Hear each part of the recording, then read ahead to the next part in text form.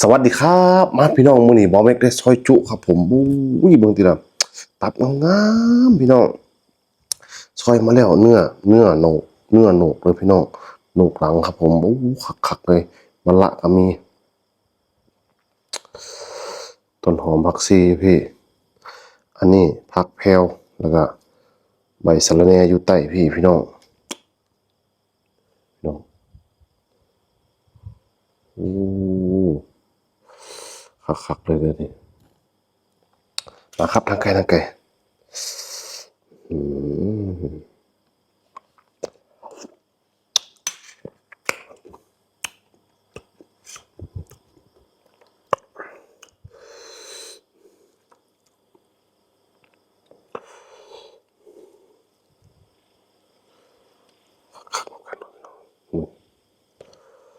มาครับ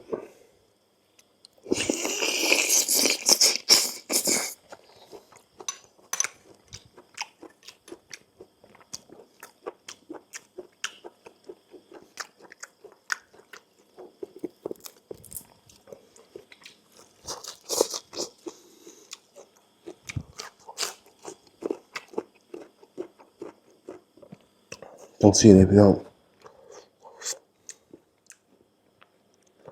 ปะโถ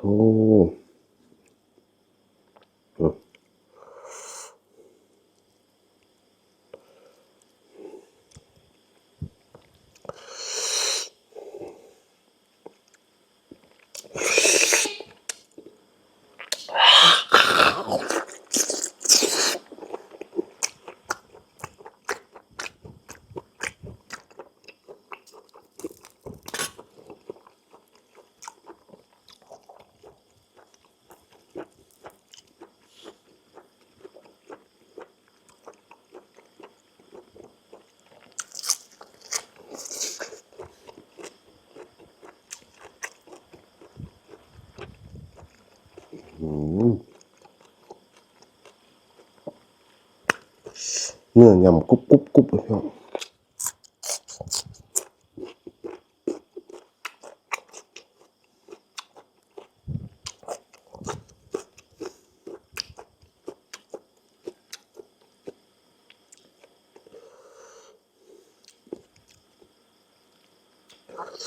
จังสิพี่น้องขังกันรถเนี่ยก็ขังสินะพี่น้อง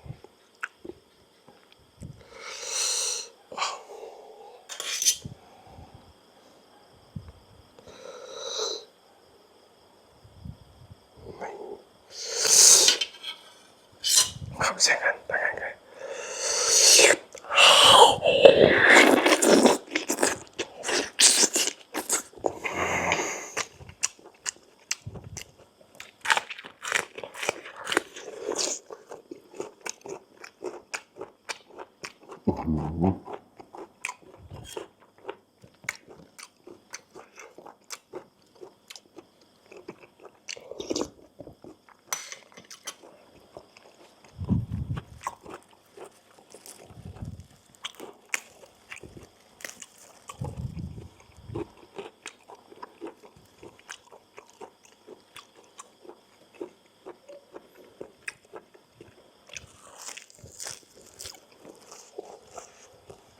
โอ้โห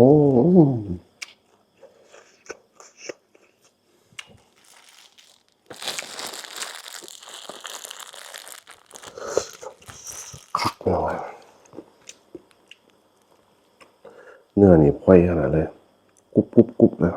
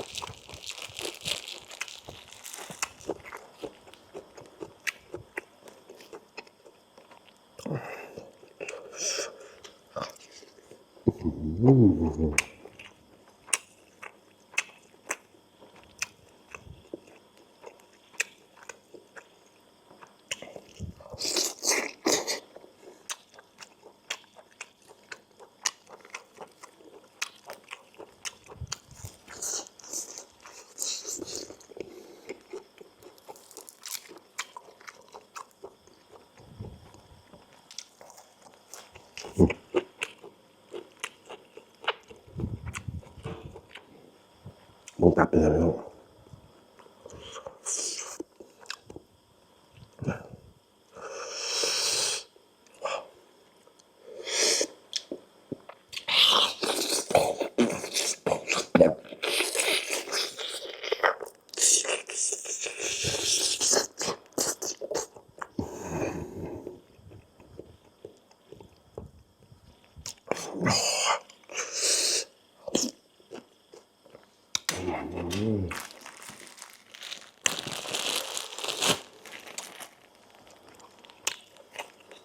ของแท้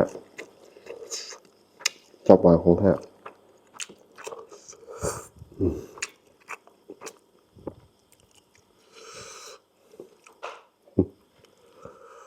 เสียกันพี่น้อง